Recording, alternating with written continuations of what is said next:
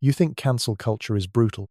In 1326, medieval England didn't just cancel Hugh Despenser, they made his execution a 4-hour torture spectacle so horrific it makes Game of Thrones look tame.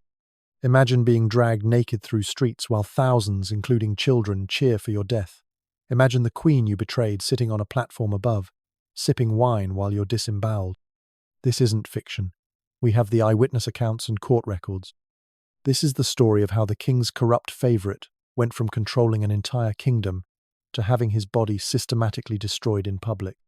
We're about to uncover how one man's depravity led to the most creative and disturbing execution in history, and why an entire nation called it justice. Picture this. It's 1316, and a minor knight named Hugh Despenser the Younger just got appointed royal chamberlain. Sounds boring, right? Wrong.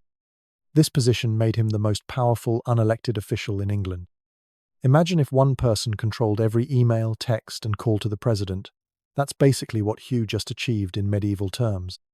This wasn't just an administrative position, it was absolute power disguised as paperwork.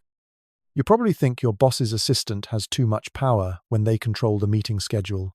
But Hugh? He controlled whether you lived or died based on whether your message reached the king. And here's the kicker. Edward II, the King of England, was so dependent on Hugh that he literally couldn't function without him. We're not talking about a helpful advisor here. We're talking about a puppet master who turned the entire English government into his personal playground. The appointment story itself reveals everything about medieval power games. Hugh wasn't chosen for his military prowess or diplomatic skills.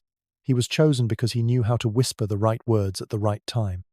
Within weeks of becoming chamberlain, he restructured the entire royal household to funnel through him. Let me paint you a picture of a typical day in Edward II's court after Hugh took control. Morning.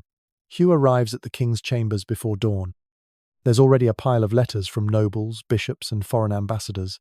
But here's where it gets absolutely insane. Hugh doesn't just sort these letters. He decides which ones the king will never see. That letter from the Earl of Lancaster complaining about tax policy, into the fire. The message from the Bishop of Winchester about church corruption. Hugh will handle that personally, thank you very much. By afternoon, there's a line of nobles waiting for audiences with the king. Some have travelled for weeks, spending fortunes to reach court, but Hugh controls the door. Lord Berkeley, one of England's most powerful barons, once waited 6 months for a meeting that lasted 5 minutes. Why? Because Hugh didn't like the way Berkeley looked at him during a previous encounter. That's not an exaggeration. The medieval chronicles specifically mention Hugh's vengeful memory for slights. Evening comes, and the king's council meets. Traditionally, this included the greatest nobles and churchmen in England. But by 1320, Hugh had engineered the removal of anyone who questioned him. The contemporary chronicler notes, the king's council became Despenser's echo chamber. The financial control was staggering. By 1322, Hugh and his father had redirected approximately 40% of royal revenue to their personal accounts. We're talking about £8,000 annually, enough to buy several castles or fund a small army. The Vita Edwardi Secundi records that no grant, no pardon, no appointment occurred without the Despenser's profit. Here's a specific example that shows how brazen this corruption was. In 1321, a merchant named William de la Pole sought a trading license for wool exports. The standard fee was 20 marks. Hugh demanded 500 marks plus 10% of all future profits. When William complained to the king, Hugh intercepted the complaint and had William imprisoned for disturbing the royal peace. William's family paid 1,000 marks for his release. That's medieval extortion at its finest. But the most disturbing part, the chroniclers report that Edward II knew exactly what was happening and didn't care. One account states, the king delighted in Despenser's harsh efficiency, calling him my dear and faithful Hugh, even as nobles wept at his cruelty. To understand how one man could gain this much power, you need to grasp medieval court structure. The royal chamberlain wasn't supposed to be powerful. He was meant to be a glorified scheduler. But Edward II had a fatal flaw. He desperately needed emotional support and was terrible at actual governing. Edward's personality made him the perfect mark for manipulation. Contemporary accounts describe him as more interested in rural pursuits than royal duties. Medieval speak for, this guy would rather be farming than ruling. He reportedly spent days ditching royal duties to dig ditches or thatch roofs with common labourers. Not exactly king material.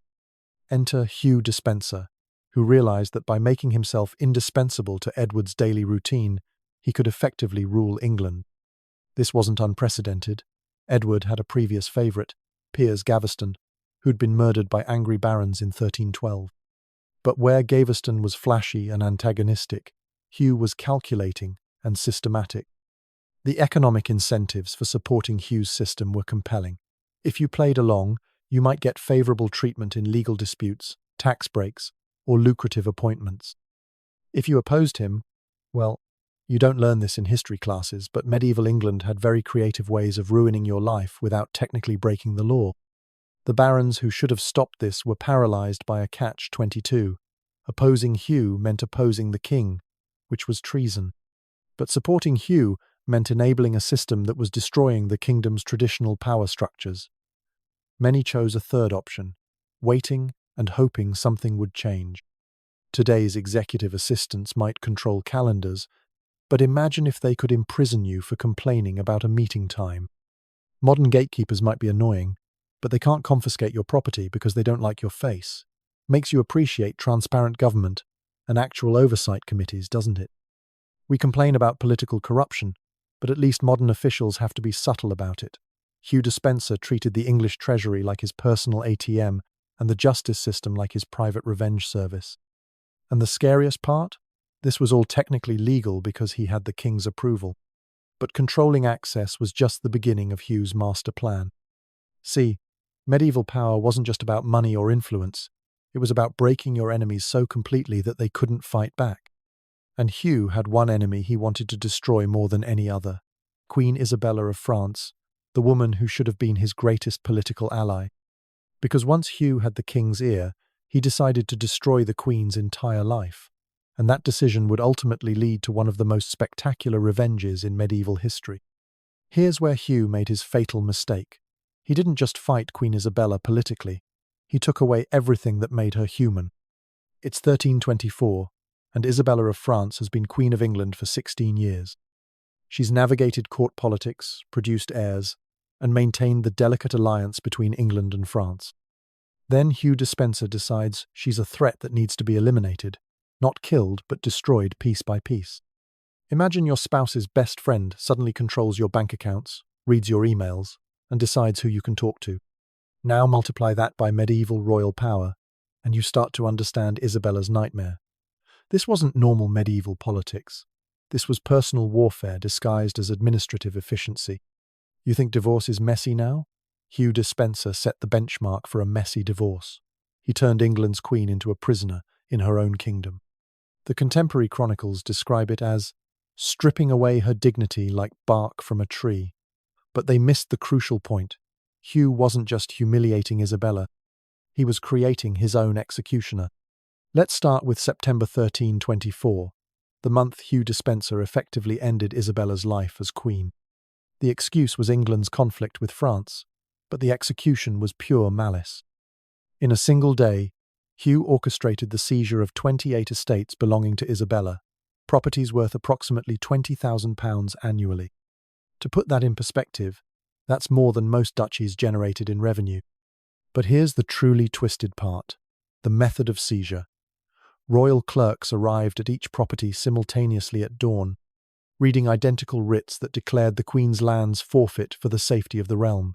Isabella's own household accounts record her response: "I am treated worse than a merchant's wife." For even they keep their dowries. The land seizure was just the opening move. Within a week, Hugh ordered the arrest of Isabella's French servants, 31 people seized in coordinated night raids.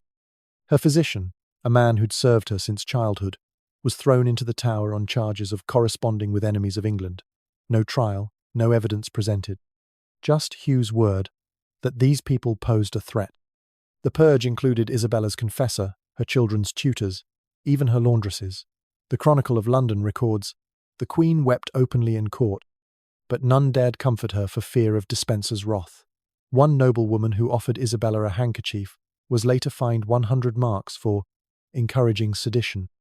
Hugh then targeted Isabella's children, the future of England's royal line.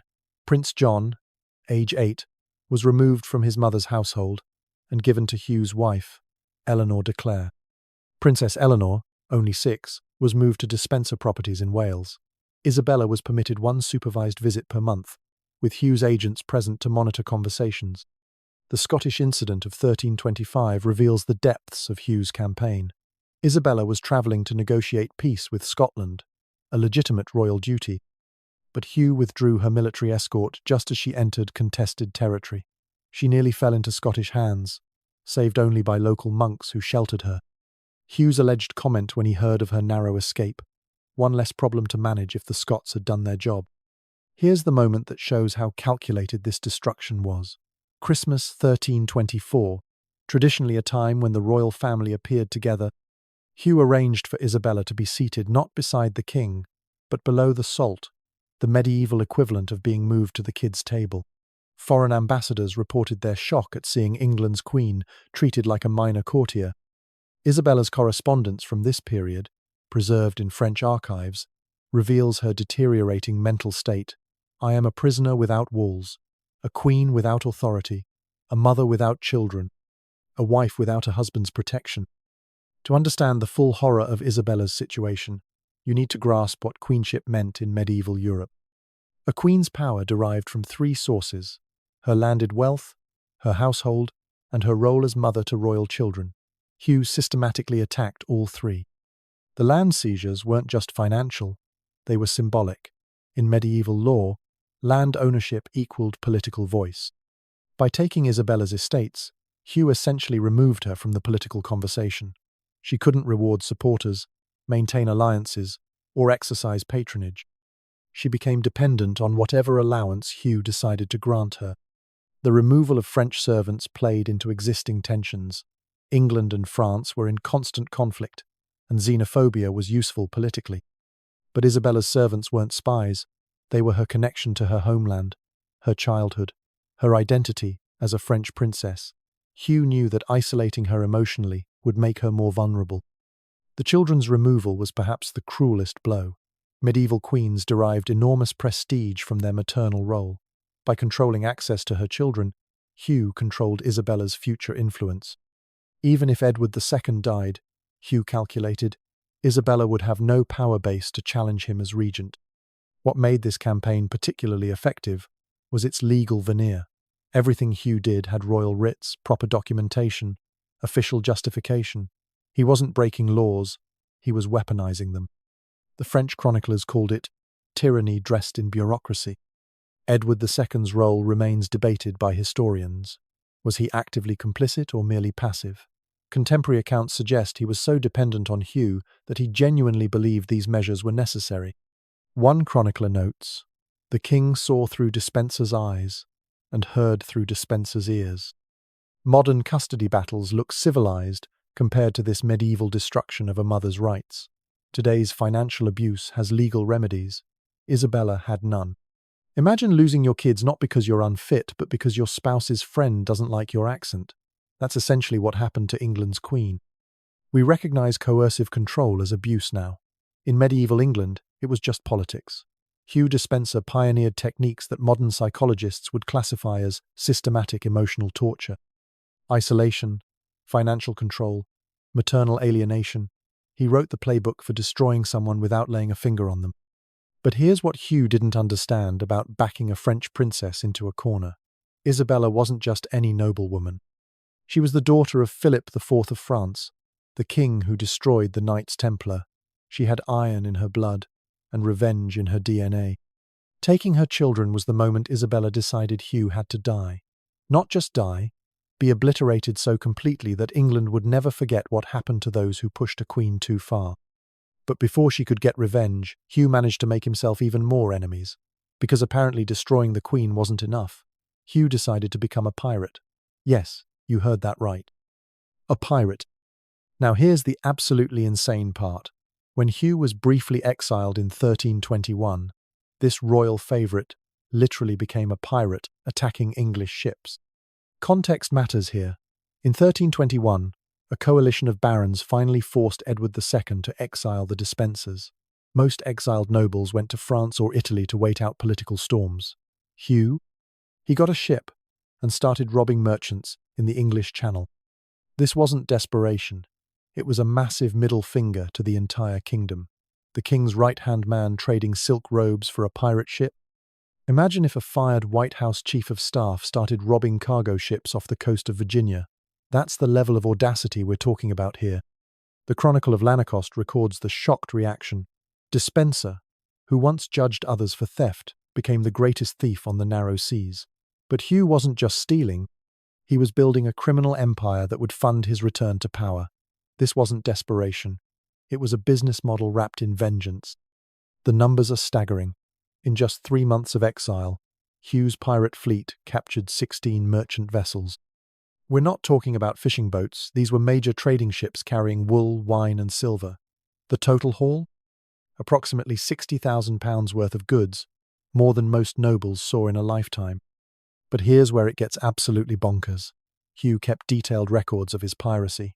Medieval pirates usually didn't do paperwork, but Hugh treated this like a legitimate business venture. The captured documents list specific cargoes: 2,000 sacks of wool from Southampton, 500 tons of Gascon wine, Flemish cloth worth 8,000 marks, and enough Spanish silver to mint coins. The merchant testimonies paint a picture of surreal encounters. Robert de Stretton, whose ship was taken near Dover, testified, "Lord Despenser appeared on deck wearing his court clothes beneath a mailcoat, commanding pirates as if conducting a council meeting." Another merchant reported that Hugh personally inspected cargo manifests with the same attention he once gave royal documents. The Cinque Ports bore the brunt of Hugh's maritime terrorism. These 5 ports, Dover, Sandwich, Romney, Hythe, and Hastings, were England's naval backbone. Hugh didn't just raid ships leaving these ports, he attacked the ports themselves. The raid on Sandwich in November 1321 saw Despenser's men burn warehouses belonging to his political enemies while carefully avoiding those of potential allies. Here's the detail that shows Hugh's tactical genius. He used intelligence from his court days to target specific ships. He knew shipping schedules, cargo values, and which merchants had opposed him. This wasn't random piracy. It was a calculated campaign of economic warfare.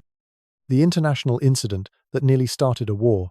Hugh's fleet attacked 2 Genoese vessels carrying luxury goods to London. Genoa threatened to ban English merchants from the Mediterranean. French diplomats sent furious letters to Edward II about "your favourite turned sea criminal who attacks ships under royal protection." But the most insane part?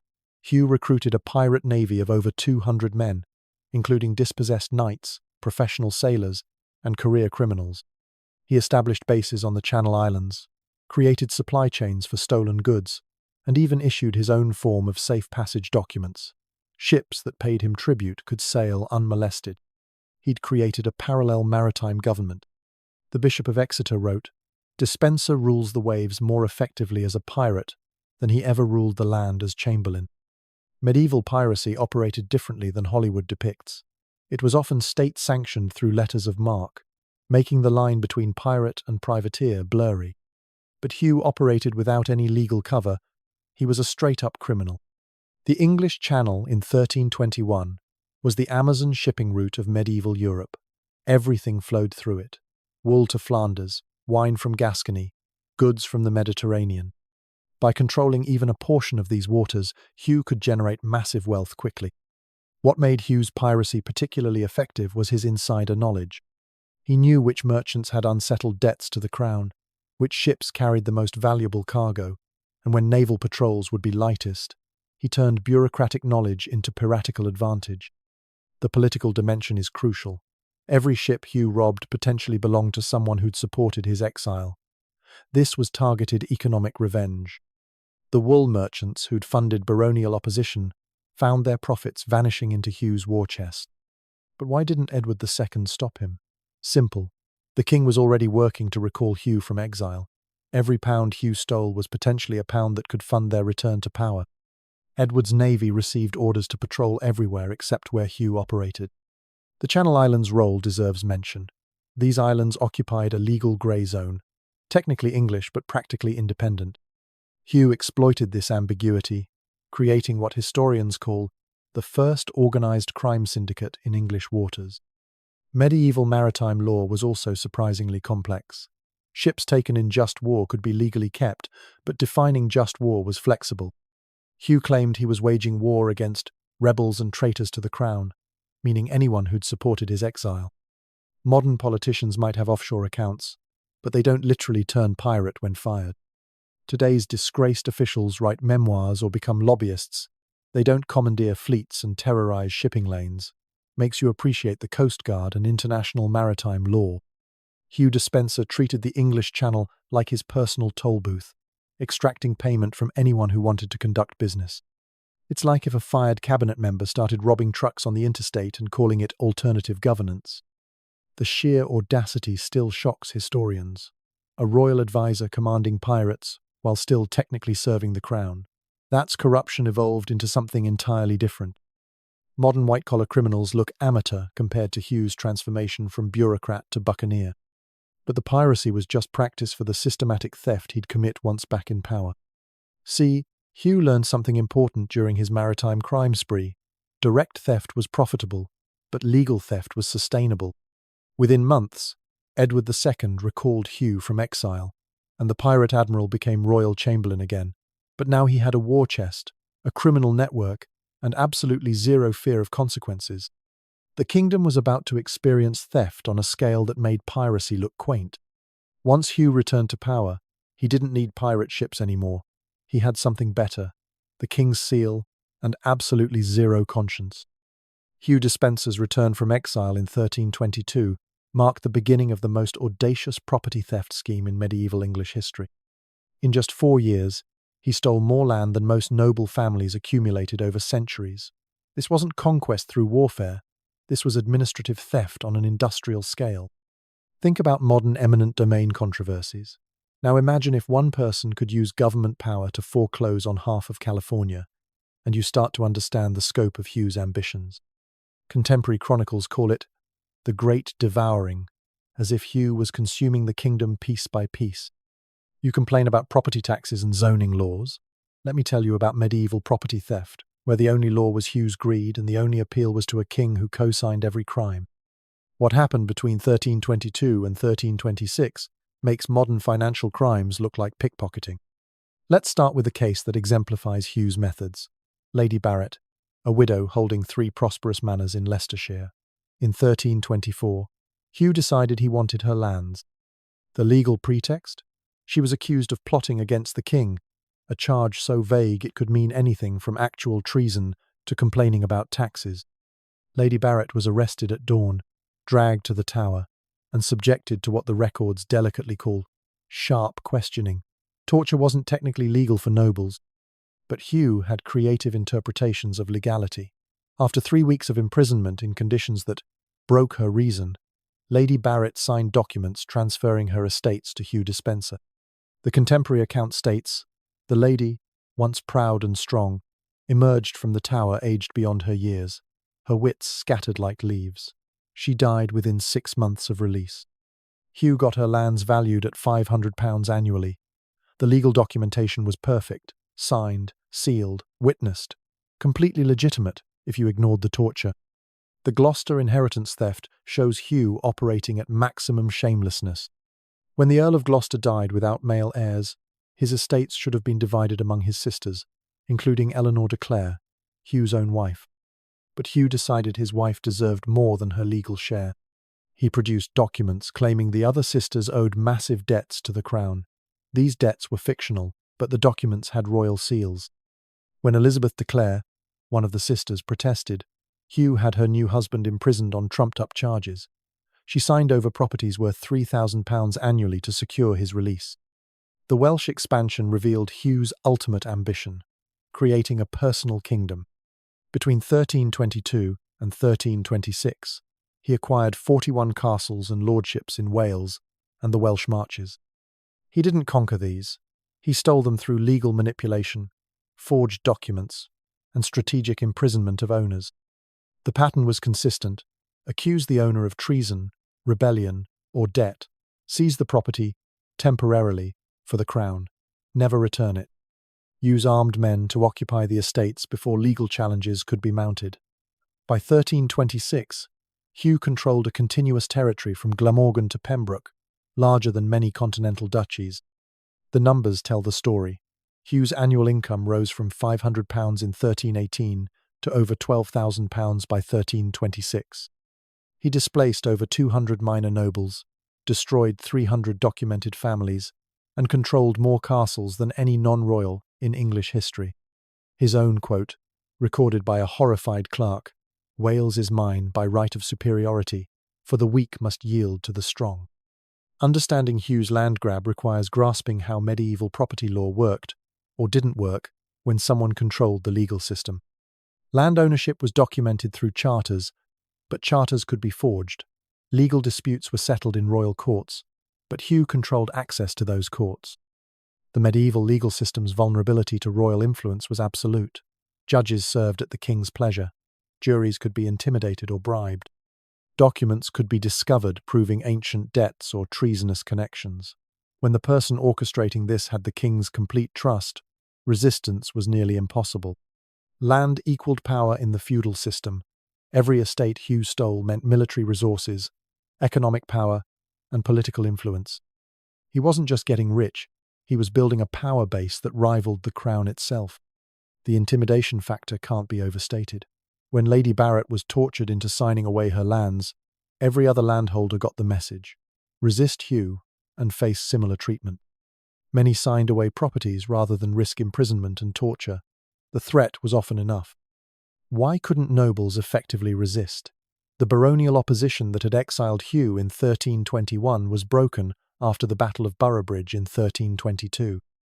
The Earl of Lancaster, leader of the opposition, was executed. Other rebel barons were dead, exiled, or cowed. Hugh had learned from his exile. He systematically destroyed potential opposition before they could organize. The role of forged documents deserves emphasis. Medieval document verification was primitive. If a charter had the right seals and witnesses, courts accepted it.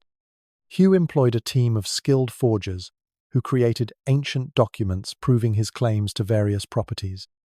One historian estimated that 40% of Hugh's property claims rested on completely fictional documentation. Modern asset forfeiture looks quaint compared to Hugh's wholesale theft of entire counties.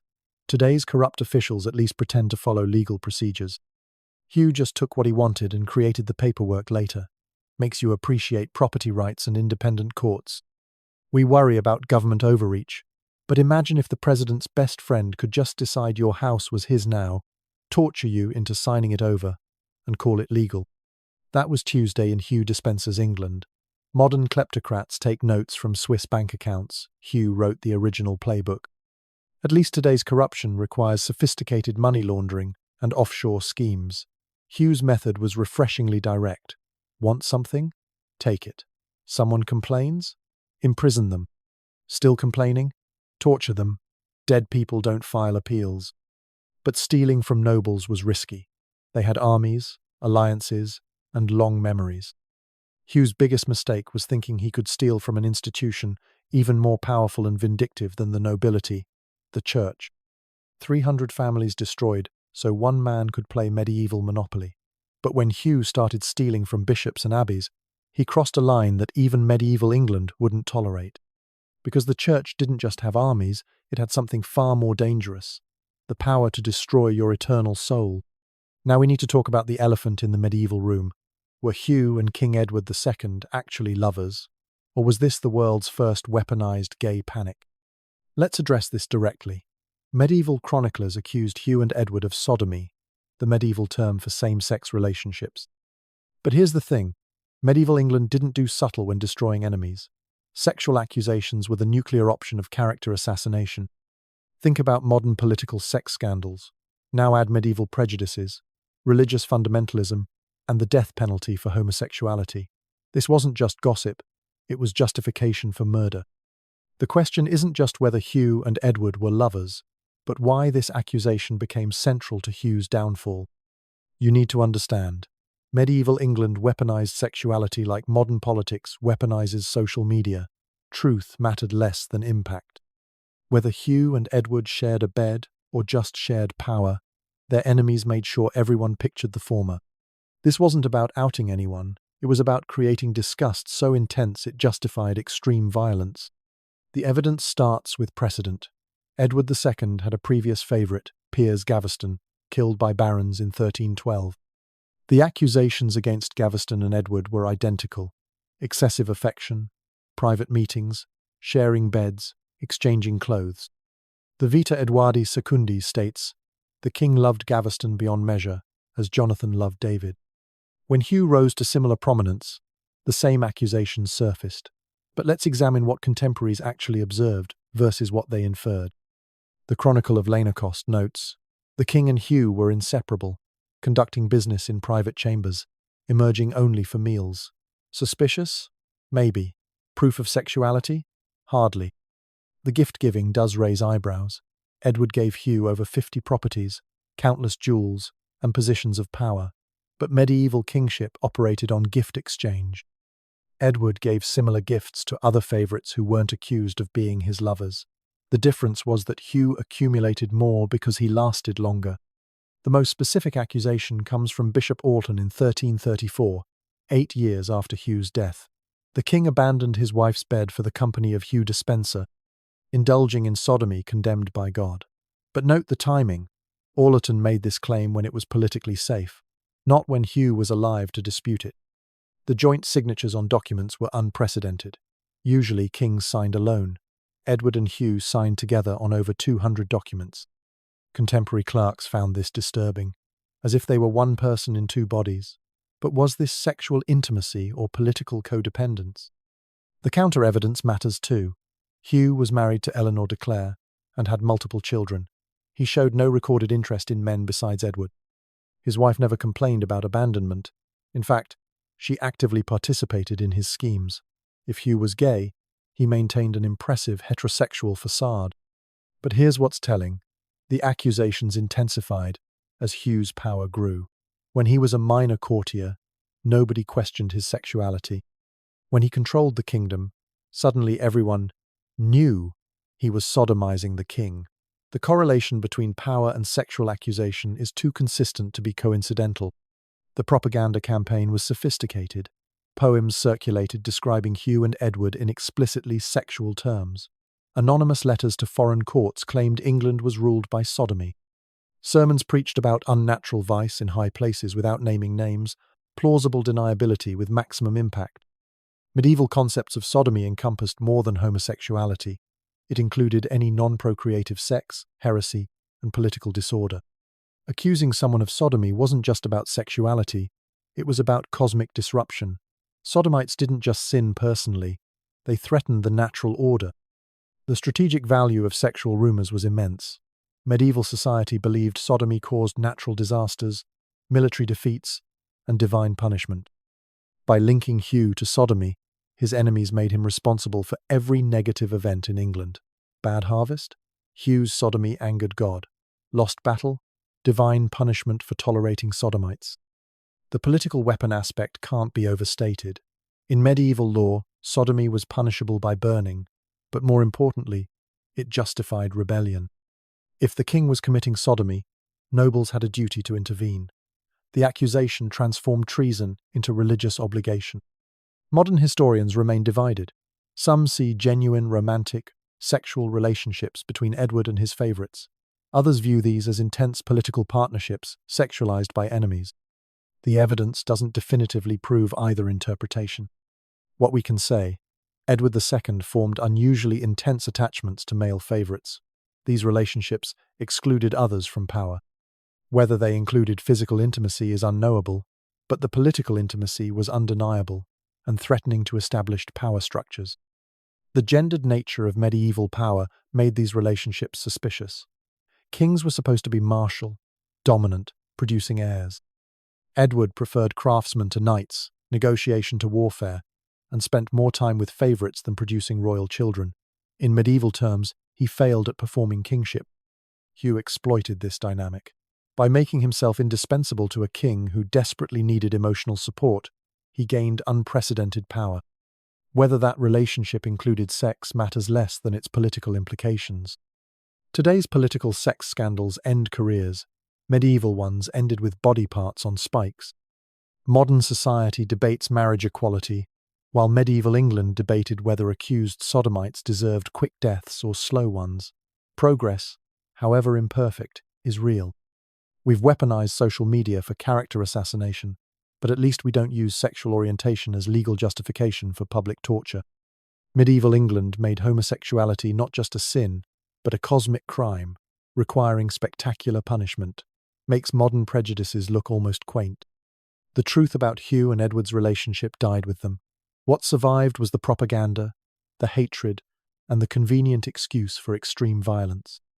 Whether they were lovers, friends, or just political allies, their enemies made sure history would remember them as sexual deviants who deserved destruction. Speaking of that destruction, let's talk about how medieval England turned death into performance art.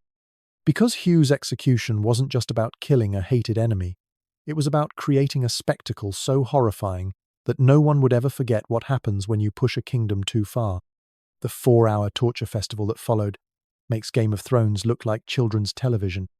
On November 24th, 1326, the city of Hereford hosted medieval England's most elaborate execution, a 4-hour torture spectacle that made regular hangings look merciful. Dawn broke over Hereford to reveal something unprecedented, a 3-story viewing platform built specifically for optimal sightlines of the execution ground. Thousands had travelled for days to witness this event. Queen Isabella sat in a specially constructed royal box, wine and food laid out like she was attending a tournament rather than a torture session. This wasn't just an execution, it was medieval England's Super Bowl of vengeance. Street vendors sold food and commemorative items. Musicians warmed up the crowd. Wealthy merchants paid premium prices for platform spots. Parents brought children to witness justice being served. You think social media pylons are bad? This was analog destruction at its most creative. Every element was choreographed for maximum humiliation and pain. The contemporary Chronicle of Lanercost called it a death designed by demons for the education of mortals. The crowd didn't just want Hugh dead. They wanted him obliterated in ways that would echo through nightmares for generations. And medieval England's execution experts were about to deliver exactly that. The preparation began at dawn with ritual humiliation. Hugh was dragged from his cell naked, not even allowed a prisoner's shift. But nudity wasn't enough. They shaved his entire body, including his head and beard, so that no part of him retained dignity. Contemporary accounts note the crowd's delight at seeing the powerful chamberlain reduced to a plucked chicken. Next came the painting. Biblical verses about betrayal and sodomy were written on his skin in ink mixed with pig's blood. The crowd could read Judas across his forehead, sodomite down his spine. This wasn't random graffiti. Each word was carefully chosen for maximum theological impact. The nettle crown deserves special mention. This wasn't just mockery of Christ's crown of thorns. Nettles cause excruciating skin reactions. Hugh's scalp immediately began swelling and blistering. The botanist executioners had selected the most venomous varieties, ensuring constant agony before the real torture began. The dragging route was precisely planned. Hugh was tied to horses backwards, facing the animals' tails, a special humiliation reserved for traitors. The route wound through market streets where merchants threw rotten produce, past churches where priests read condemnations, through neighborhoods where Hugh had evicted families. Every yard was lined with victims of his crimes. The scaffold itself was an architectural marvel of cruelty, 3 stories high, with pulleys and platforms allowing the executioners to display Hugh at various heights. The crowd could see everything. Musicians played between torture sessions, creating a rhythm of agony and anticipation. The execution sequence followed legal protocol, but with creative elaborations. First, partial hanging. Hugh was raised by the neck, but carefully, the executioners counted breaths, lowering him at precisely 40 to prevent death. The crowd counted along, cheering when he was revived with vinegar-soaked cloths. Next, the castration. But this wasn't quick. The executioner heated his blade in a brazier, ensuring cauterization to prevent bleeding out. Hugh's genitals were removed slowly, then burned in front of his eyes in a special iron basket. The chronicler notes, he watched his manhood become ash while the crowd celebrated. The disembowelment followed medieval tradition but with innovations. Rather than quick cuts, the executioner made precise incisions, extracting intestines slowly enough that Hugh remained conscious. His entrails were burned while still attached. He could feel the heat traveling up his body. Throughout this, a priest read charges between each torture: theft of royal lands, corruption of the king, sodomy, blasphemy, piracy, each charge punctuated by fresh agony. The crowd responded to each accusation with roars of approval. The beheading came as mercy after 4 hours, but even this was theatrical. It took 3 strikes, whether by design or incompetence. Hugh's head was displayed to the crowd, who pelted it with refuse before it was prepared for London Bridge. The quartering was public participation at its worst. The crowd voted on which body parts went to which cities. London got the head, York the right arm, Bristol the left, Hereford kept one leg, Northampton got the other. Democracy in action, medieval style. To understand this spectacle, you must grasp execution as political theatre in medieval society. This wasn't just killing, it was communication. Every element sent messages about power, justice, and social order. The torture sequence had symbolic meaning. Castration punished alleged sodomy and removed Hugh's ability to produce heirs. Disembowelment extracted the corruption from inside him. Beheading separated his evil counsel from his body. Quartering spread the lesson across the kingdom. Public participation was crucial. By throwing refuse, counting breaths, voting on body part distribution, the crowd became complicit. This wasn't Isabella's revenge alone. It was communal justice. Everyone shared responsibility and satisfaction. The medical reality was horrific. Medieval executioners understood anatomy well enough to maximize consciousness. They knew which cuts caused pain without immediate death, how to revive someone on the edge of unconsciousness, when organs could be removed without instant fatality. This was applied medical knowledge for torture. The religious dimension mattered enormously. Priests sanctified the torture by reading scripture between acts. This transformed execution from secular punishment into divine justice. Hugh wasn't just dying for crimes against England, he was being punished by God through human instruments. The economic aspect is often overlooked.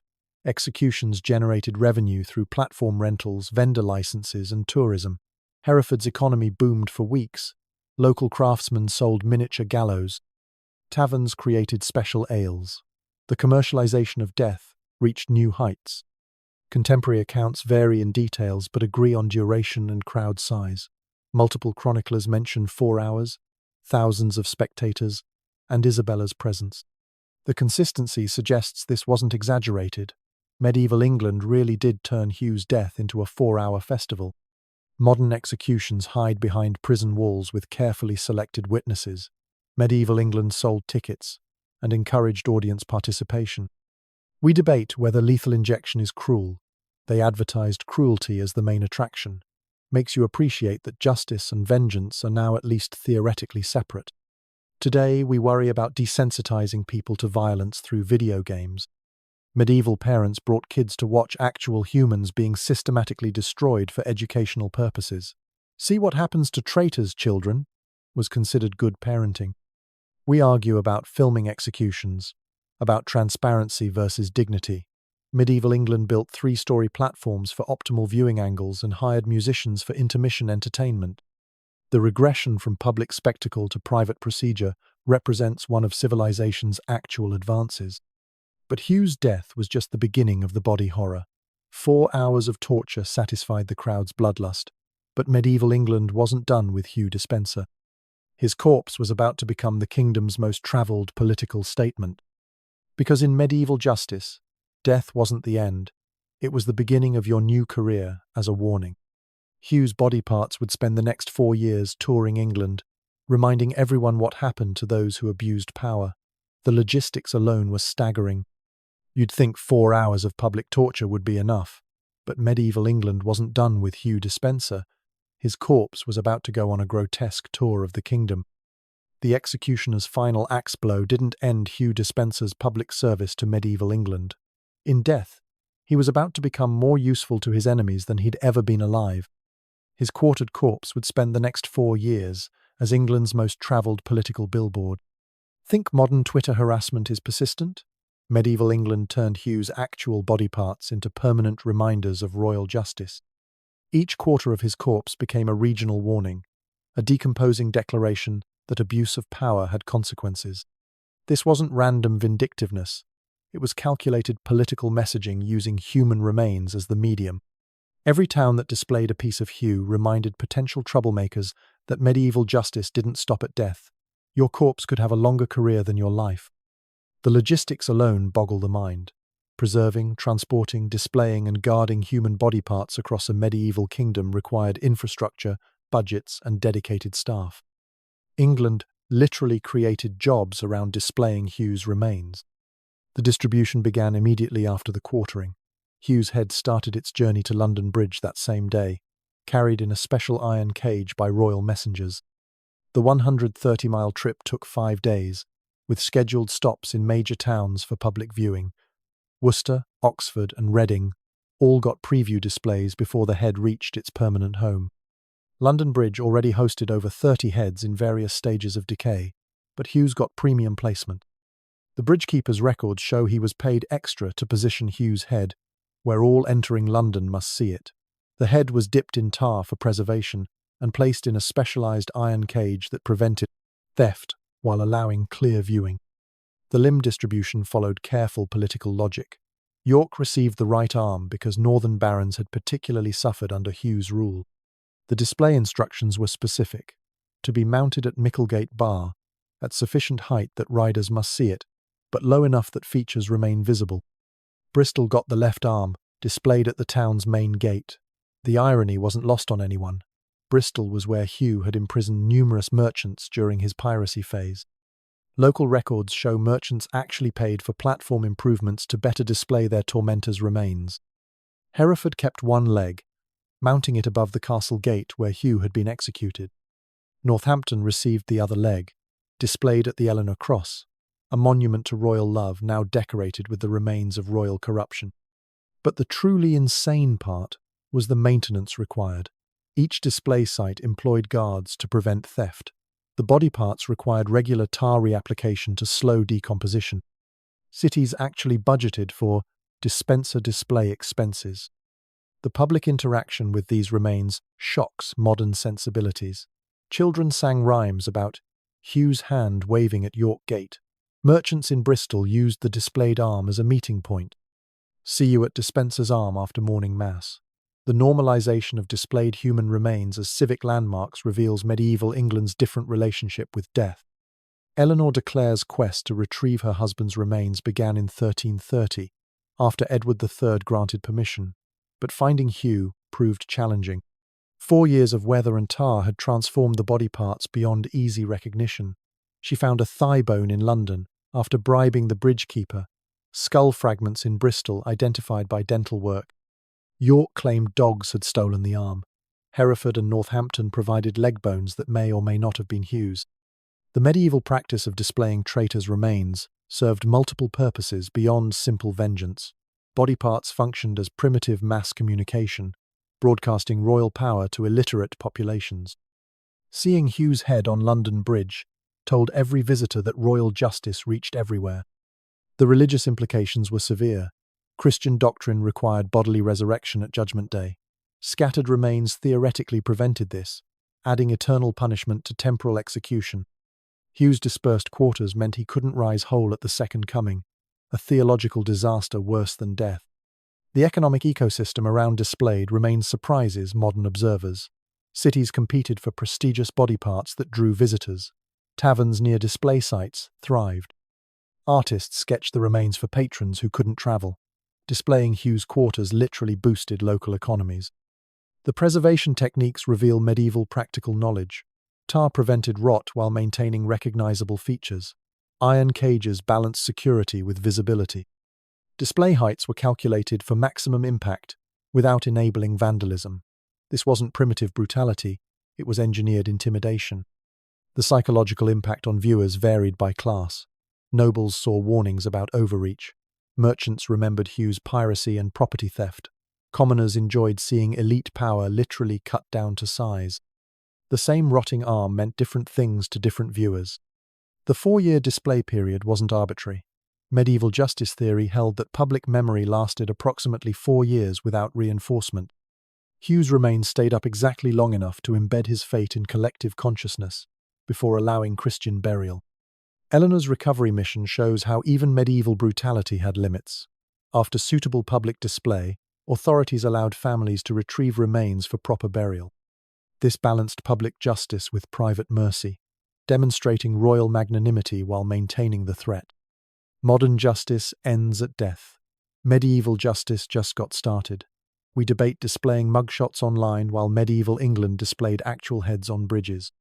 Today's public shaming campaigns last news cycles. Hugh's lasted 4 years and required maintenance budgets. We worry about dehumanizing criminals through media coverage. Medieval England literally dehumanized them, turning body parts into civic decorations. Makes you appreciate closed caskets and privacy laws. At least modern infamy doesn't require tar application and guard rotations. The idea of children using executed criminals' remains as meeting points should disturb us more than medieval people. We shield kids from movie violence while they played under real severed heads. The psychological distance between then and now cannot be overstated.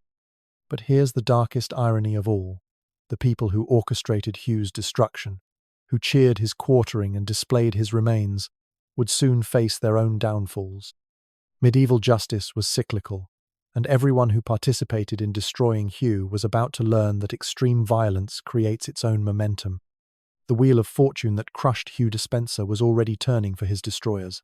Queen Isabella and Roger Mortimer thought they'd won everything. They were about to discover that in medieval England, today's executioner was tomorrow's victim. The most disturbing part isn't Hugh's execution, it's what happened to everyone who participated in destroying him. Fast forward to November 29th, 1330, exactly 4 years after Hugh's execution. Roger Mortimer, the man who orchestrated Hugh's destruction, stands on his own scaffold at Tyburn. The crowd notices the date isn't coincidental. Medieval England loved its symbolic justice. Queen Isabella watches from a window as her lover faces the same fate she inflicted on Hugh.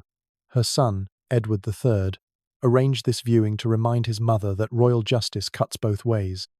You think karma is just a social media concept? Medieval England turned it into political policy. The Chronicle of Westminster records the crowd's chants, "Despenser's ghost demands company." This wasn't just another execution, it was the universe balancing its books. Everyone who participated in Hugh's spectacular destruction was about to learn that medieval violence was a circle, not a line. Mortimer's execution eerily mirrored Hugh's in deliberate ways. He was dragged through London streets on the same type of hurdle, past jeering crowds who remembered him presiding over Hugh's torture.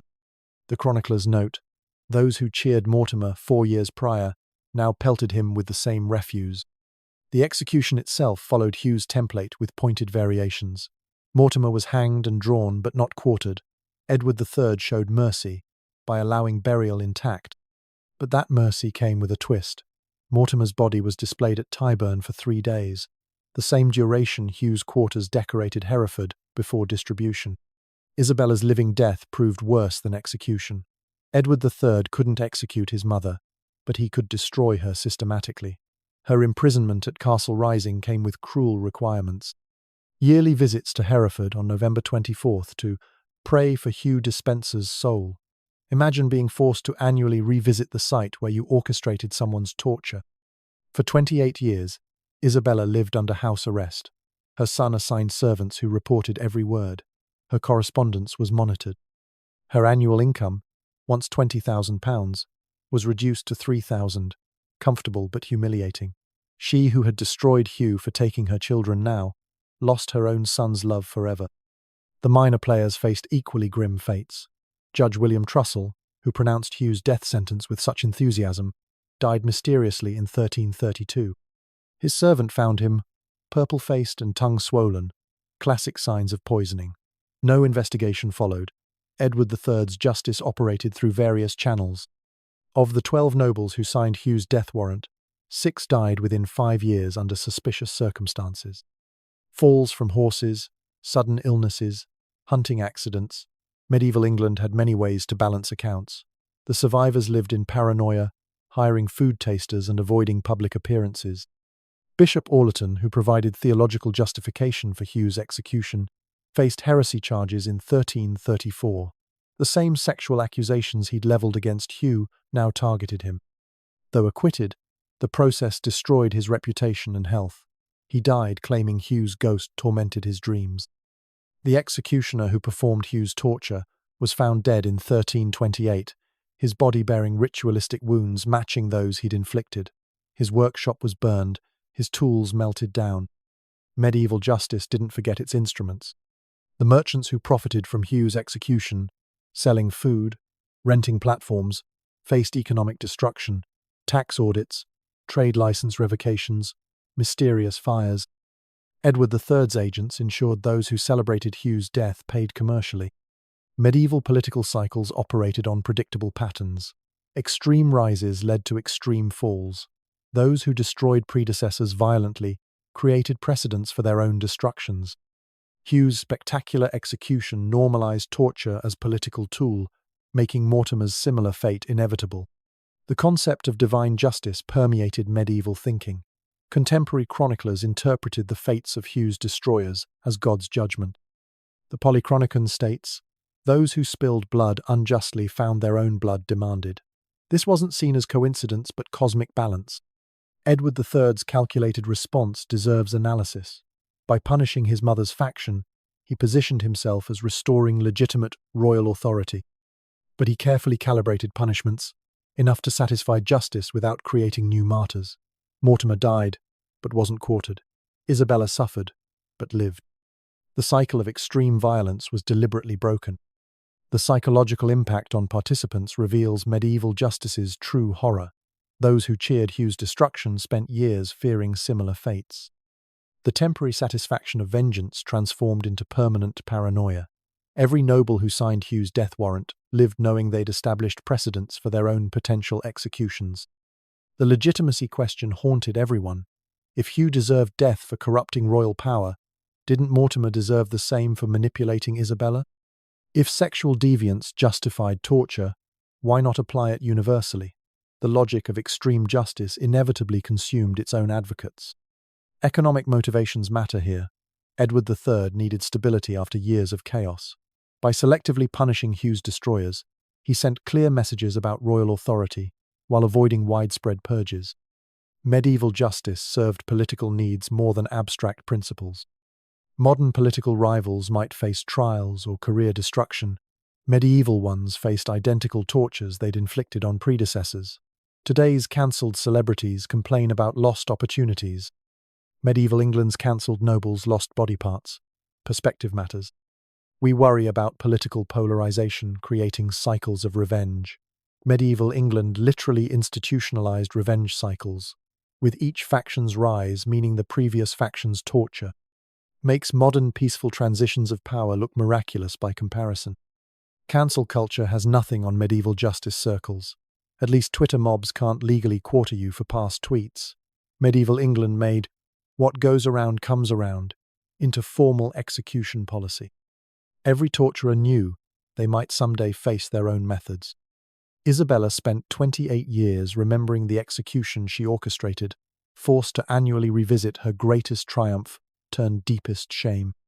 That's a level of psychological torture modern justice systems would consider cruel and unusual. Medieval England called it divine symmetry.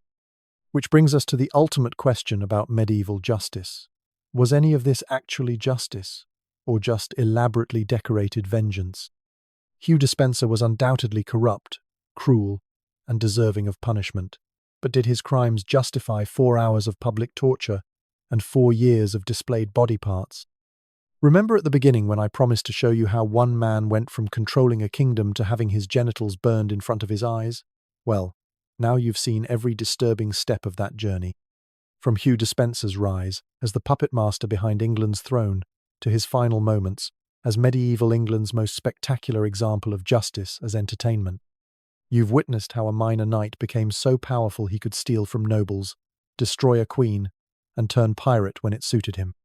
You've seen how his relationship with Edward II, whether romantic or just politically intimate, became the weapon his enemies used to justify turning his execution into a 4-hour torture performance.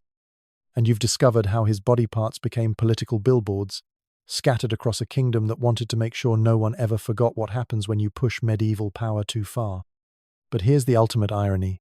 Everyone who orchestrated Hugh's destruction from Roger Mortimer to Queen Isabella herself, eventually faced their own downfalls, as if medieval England was determined to prove that extreme violence only breeds more violence. Hugh Despenser's story reveals something disturbing about human nature that transcends centuries. When we get the chance to destroy someone we truly hate, we don't just want them dead, we want them obliterated. Medieval England didn't have Twitter mobs or cancel culture, but they had something arguably worse: the ability to turn vengeance into a public festival. The creativity they put into Hugh's execution, the symbolic punishments, the theatrical elements, the distribution of body parts like grotesque souvenirs, shows that our modern forms of public shaming are just sanitized versions of much older impulses. We've replaced physical torture with digital pylons, exchanged public executions for social media destruction, but the underlying desire to completely annihilate those who abuse power remains unchanged. The difference is that we've decided ruining someone's career is more civilized than burning their genitals in the town square, though I'm not sure Hugh Despenser would see much distinction between the two forms of social death. So the next time you complain about political corruption, toxic relationships, or social media harassment, just remember, at least you're not living in medieval England where your ex's best friend could legally steal your children, where disagreeing with the wrong person meant watching your intestines get pulled out, and where justice was a 4-hour torture show. Thank whatever deity you believe in that modern justice, flawed as it is, doesn't include nettle crowns and public castration. Be grateful that our worst politicians face impeachment, not impalement, and that body parts on city gates have been replaced by angry tweets. Medieval England makes our darkest moments look like minor inconveniences. If this disturbing dive into medieval justice blew your mind, hit subscribe for more hidden histories they definitely didn't teach in school. Drop a comment with which part shocked you most, Hugh's pirate phase or that 4-hour execution. And remember, in medieval England, not subscribing was probably punishable by something horrible.